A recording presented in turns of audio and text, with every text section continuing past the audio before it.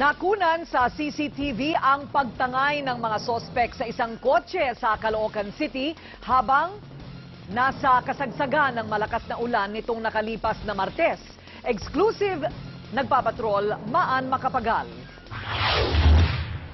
Mag-aalas 3 ng madaling araw noong Lunes, habang malakas ang ulan sa Barangay 41 Grace Park, Caloocan City, nakuna ng CCTV na papasok sa A. Del Mundo Street ang SUV na ito na walang plaka at conduction sticker.